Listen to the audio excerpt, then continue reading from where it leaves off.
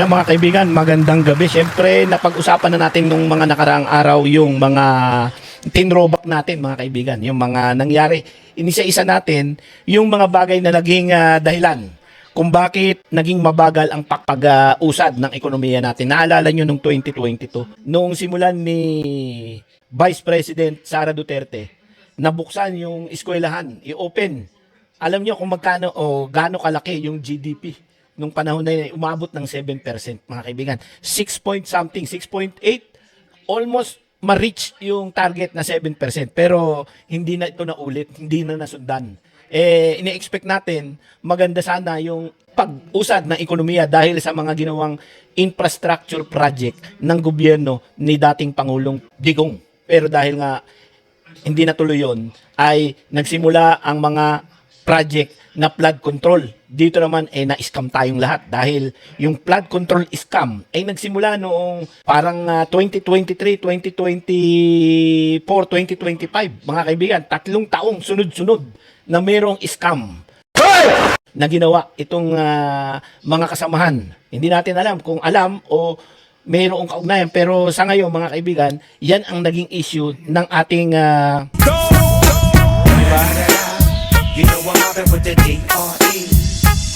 Yung issue ng flood control scam ang isa sa mga dahilan kung bakit tayo naging mabagal at parang malabo na tayong makarecover dahil yung flood control hanggang ngayon hindi natin alam. Pangalawa, yung mali yung ating focus, di ba?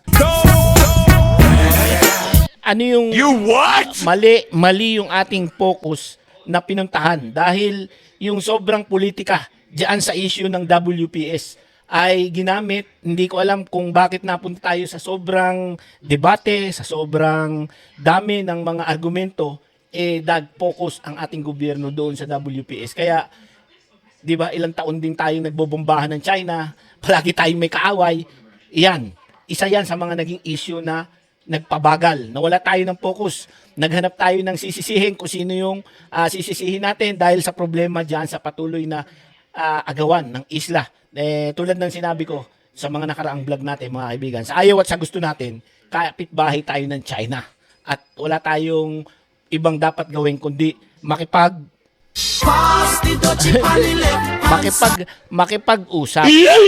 Di ba? Makipag-usap tayo at tignan natin kung ano yung pwede nating magawa o ma-offer para magkaroon ng magandang settlement.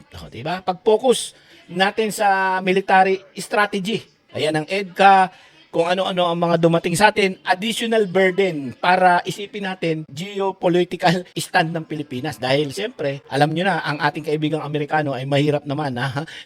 Kumbaga, mahirap tumanggi. Kaibigan nga lahat. Kaya mga kaibigan, ayan, di ba? Mahirap tumanggi sa kaibigan nating Amerika. Kaya kahit na ano pang gawin natin, talagang naririyan yan. At yun namang development dapat ay bigyan natin ng economic development. Huwag lang yung puro military development ang i-concentrate natin. Kasi yan ang naging mga focus Diba? Nagkaroon na tayo ng scam. Tapos bigla naman tayong, ito na, military component na 30 days lalaban tayo.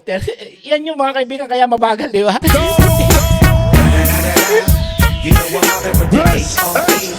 Kaya tayo sumagal. Ngayon, ayaw din nating papanagutin yung mga merong responsibilidad dyan sa flood control. Di ba nagkaroon tayo ng ICI? Wag, totoo yan. Nagkaroon tayo ng ICI. Yung ICI, walang nangyari. Ginastusan lang. Tapos ngayon wala na tayo. Tahimik na. Hindi natin alam kung sino ang mananag. Kaya isa ito sa mga nagpabagal. Kailangan meron tayong papanagutin. Kasi yung pera ng taong bayan, ngayon kailangan natin dahil sa laki ng problema natin sa supply ng gas. Maraming tao ang kinakapos. Kapag ka tayo magtatanong, di ba yung ICI, puro hindi pwedeng ilabas. Kailangan tahimik lang. Wala tayo. Ang gobyerno dapat bukas kung ano yung katotohanan na nalaman nila. Hindi yung itatago ninyo kung ano yung...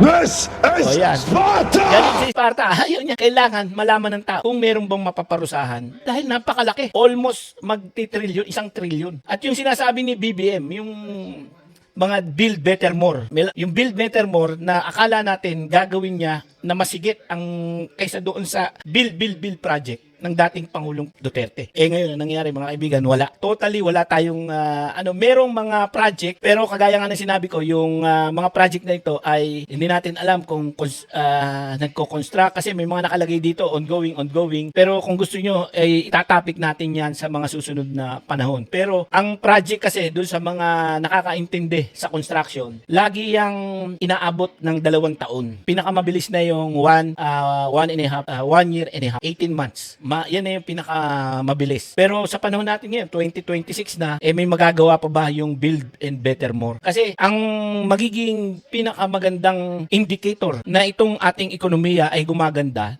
kapag ka maraming mga ongoing development sa ating bansa. Hindi lang basta nagbibigay tayo ng ayuda, kaya nating magbigay ng ayuda, ibig sabihin maganda ang ekonomiya natin. Kailangan mayroong mga investment na physically nakikita nating available. You know I'm mobbing with the D.R.E. Who are you? Yes, Who are you? Kaya saan man kayo dako ng mundo mga kaibigan. At syempre, kailangan mag-concentrate ang gobyerno sa mga natitira niyang panahon para umunlad ang bansa. Sa mga kayo dako ng mundo mga great Pinoy, keep safe mga kaibigan. At syempre, salamat po